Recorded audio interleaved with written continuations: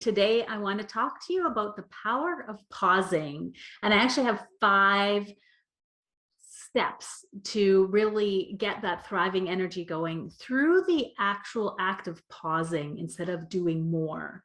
So if you've ever thought about how you fill up your gas tank in your car, are you the type of person that waits until you run out of gas and fill up when you're almost empty? Do you even wait until it dings and you're on the kind of, I'm almost going to run out of gas zone? Or do you fill up regularly? And I'd like to use that analogy here within our own personal energy as well. And talking about how taking time to fill up our gas tanks regularly through pausing is so powerful.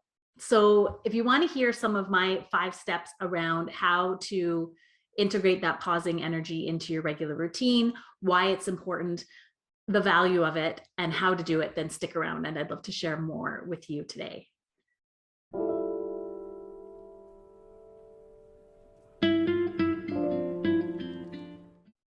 So welcome to this video. We're going to talk today all about the power of pausing and to do it in a beautifully present and aligned way. So there can be a variety of different ways to pause. You can do it regularly so that you're filling up that gas tank regularly.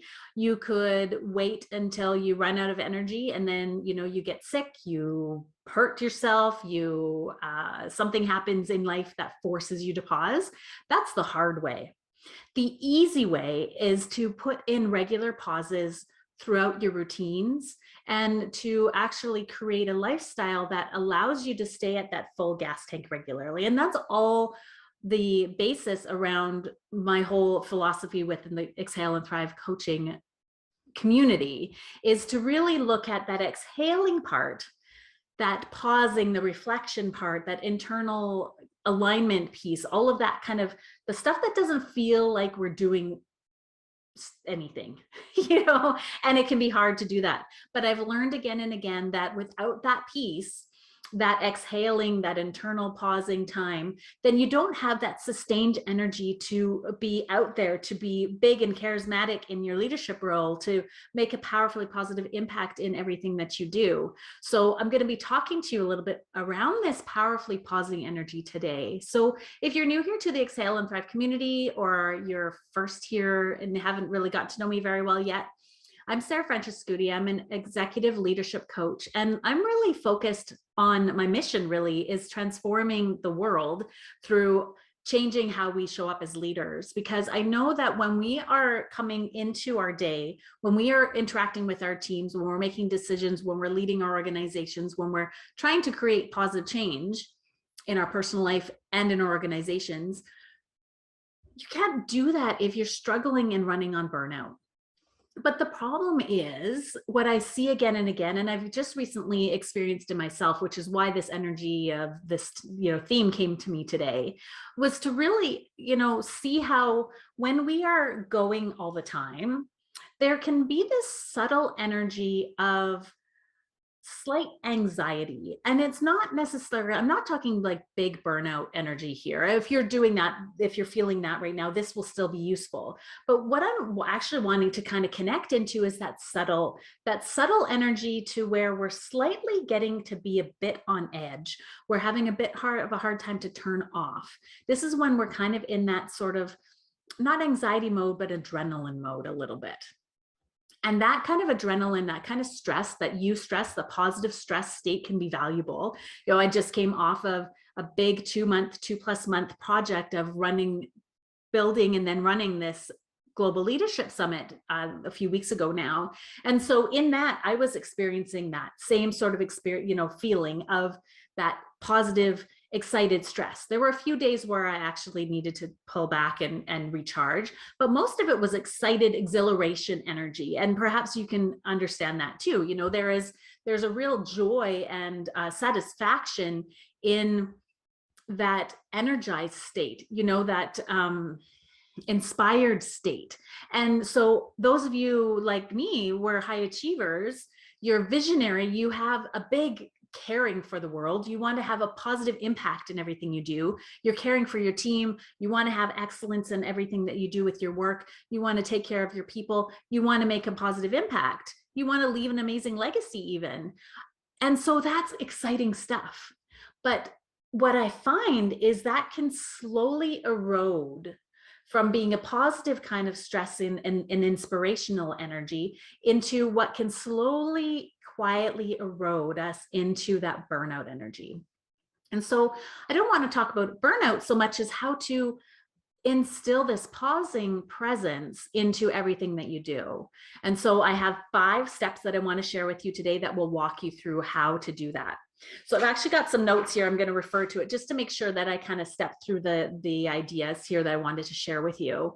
So if you want to get a pen and paper and journal along as we go, then you can use this as a bit of a workshop experience, or just listen and see what comes up for you. I trust whatever process you're here for, and the right things will come along for ahas for you. So when to do this pausing piece, it really can happen anytime. And so I actually was looking at it in 2 ways. You can either do it before something happens or after something happens. So if you're looking at maybe before a meeting, pausing before a big decision, pausing before you start your day, your week, your month, or your year, and taking time to reflect, taking time to align with your goals, align with your values, align with your why and your purpose and your mission in your work, but also in your life. And taking that time is really good to realign, to make sure that you are acting in an intentional way. And without that reconnection time, without that time to pause and allow those things to happen, then you can really get spun up and get disconnected. I almost think of it like a top or something, right? You know, you're going and going and going without that time to unwind, that spring maybe, you get further and further away from your mission. You're further away from that kind of aligned with yourself. And when you're aligned, that's when that thriving energy, that sort of synchronistic pieces can come in, but they don't if you are further away from that.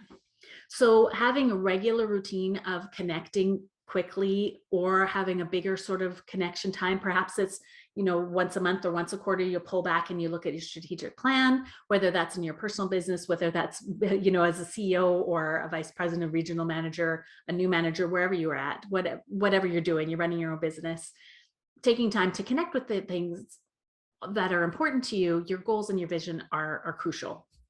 The other piece would be looking at reconnecting afterwards. And so that's what I've done both in this most recent last kind of project window I've been in with the summit, is I deliberately made time to pause before the summit event. So the weekend before it went live, it was Family Day weekend. I deliberately made space for that to be family focused. And so we took the day and we went to the beach. I took the time to play with my family, to trust that the things that I did was enough. I worked hard the week or 2 leading up to it. That was quite a lot more effort, but I knew that it was important to pause before I went into the actual live event, before I actually was doing the big thing. And so taking that time to do that was important.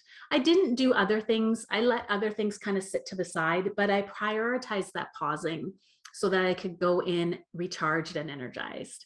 And so perhaps you already do that. And I'd love to hear in the comments what your pausing routines are, or if you have a certain way or something that you like to do to really prepare you before a meeting, for example, or before you start your day.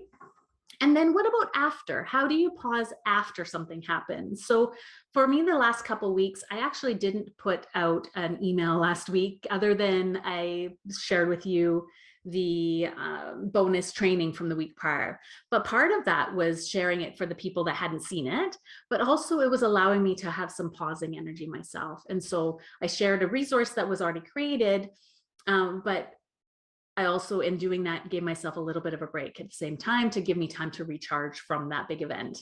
And then I didn't send another email out. I had planned to do that. And, you know, funnily enough, beyond my control, my computer, that was new. I had just bought a month, I guess, or so ago, maybe 2 months now, for whatever reason, stopped connecting to the internet. And so I had 3 days of forced pause from my computer. I did a few things on my husband's computer. I did a few things on my phone. Like, I still had access to internet, but I didn't have that big, you know, sit down and do a bunch of project type work. And, you know, in hindsight, it was probably exactly what I needed. So thank you, computer, for giving me that kind of forced pause. So that's another way, is waiting until the, your environment or your body or whatever it is makes it happen. But that can almost be painful. It can be difficult. It can be the hard way to go. And so what I'm wanting to kind of share with you today is the value of intentionally creating time for pauses, and maybe more than you feel like you need. I think it can be really easy to feel guilty, to feel like you, especially if you're in that kind of anxious adrenaline zone, it can be hard to turn that off. You're almost kind of in that kind of go, go, go energy, even if it's not super intense. There can be a subtle feeling of that. And to be able to take yourself off, to kind of power down a little bit, can feel counterproductive, especially when you have a big project or something that you're really passionate about. But what I found over and over and over again, which is why I call my coaching business Exhale and Thrive Leadership Coaching, is because that pause is the secret.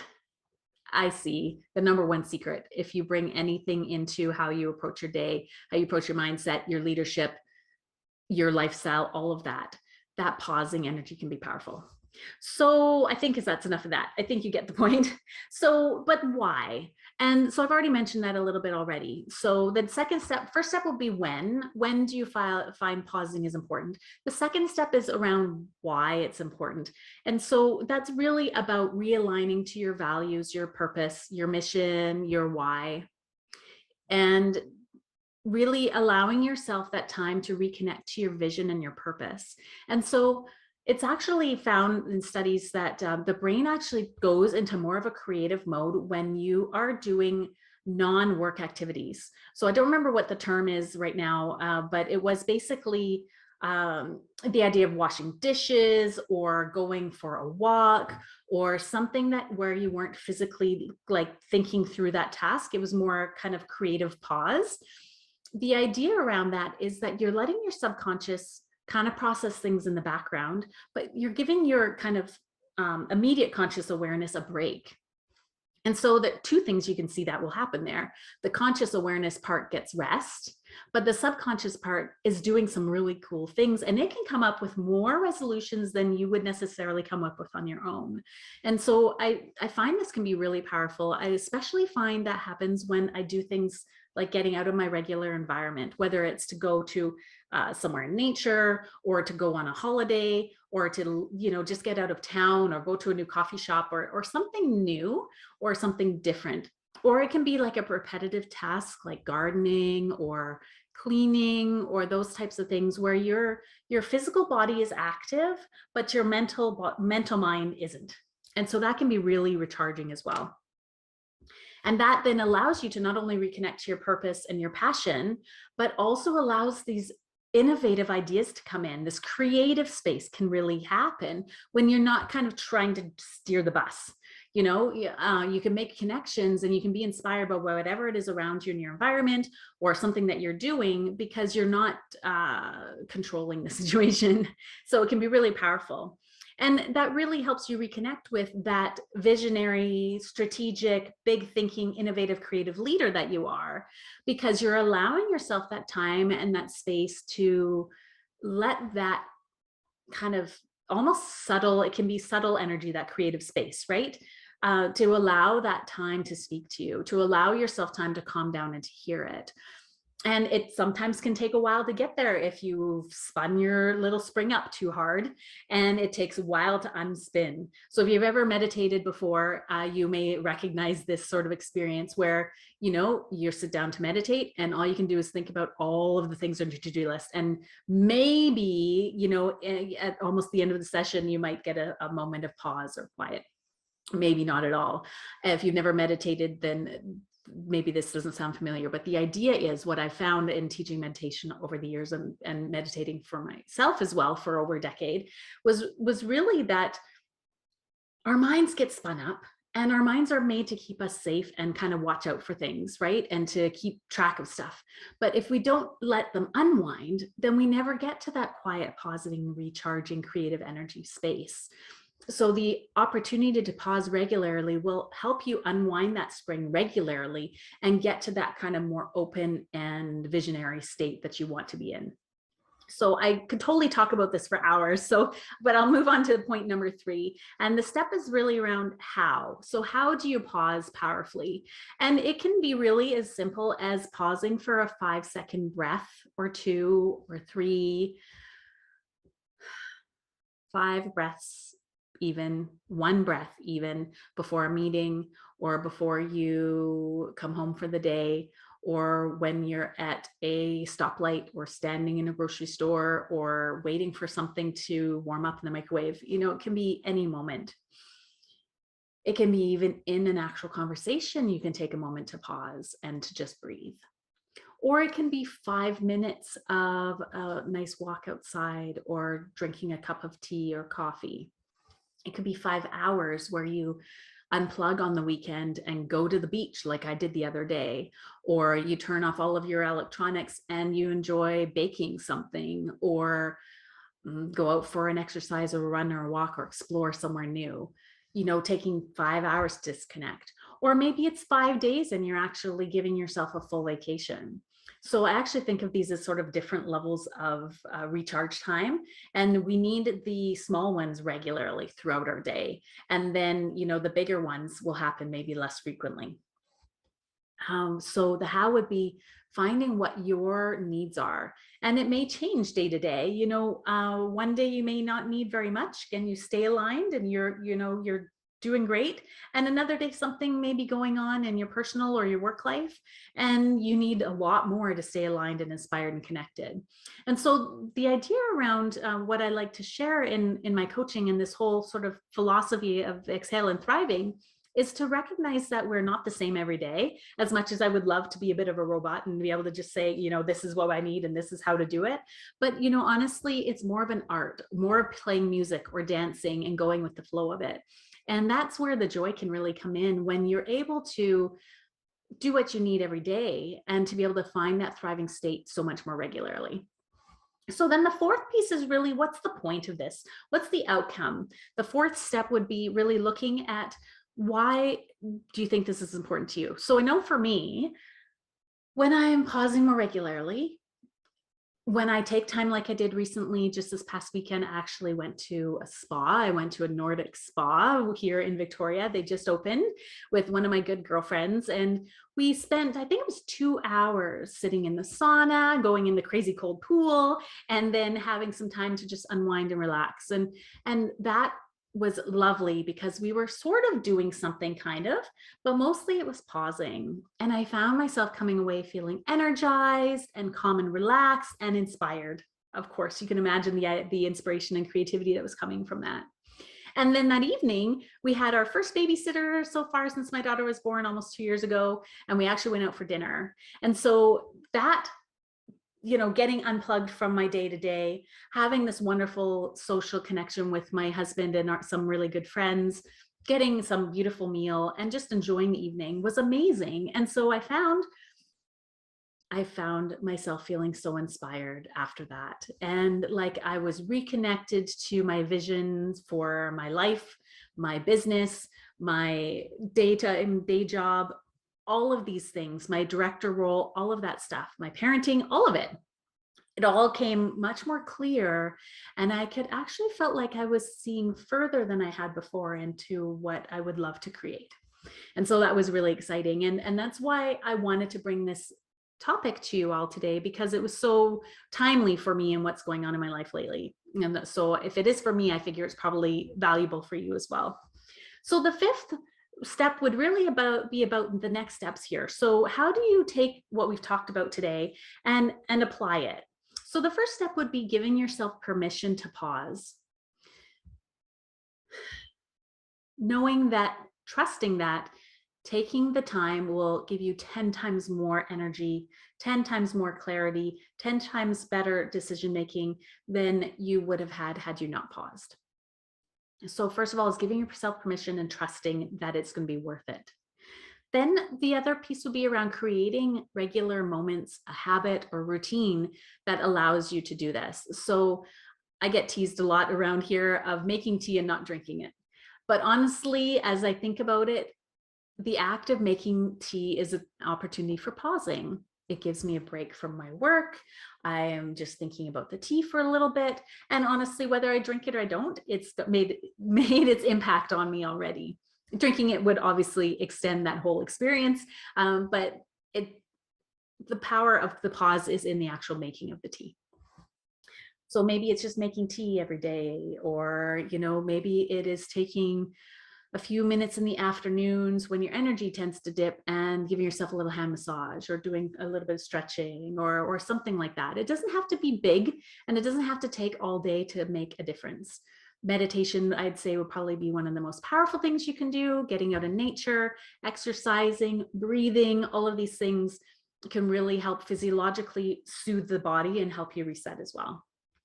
Or you can let your body and your life force you to pause. That's another approach, but that's the hard way. And so ideally around here, we want to be intentional. We want to be consciously doing things deliberately so that we can be feeling good and easeful in everything we're doing. So I hope that you've enjoyed this today. It's been fun to talk about the power of pausing and really explore that a little bit with you. So I'd love to hear your thoughts in the comments about what you do to pause, maybe anything you're committing to after listening to this video, how you can maybe up level your recharging by pausing beautifully in small chunks or big chunks, whatever feels good for you. So I hope you enjoyed this. I thoroughly enjoyed talking about it. So I'd love to continue the conversation here in the comments. And I hope that it brings you joy, helps you recharge and stay connected to your visionary self, because this is how we change the world. This is how we live a fulfilling life. This is how we show up in our best selves for the people that we lead, the organizations that we are guiding into the future. So thanks for tuning in, and I'll see you again next time. Have a good day.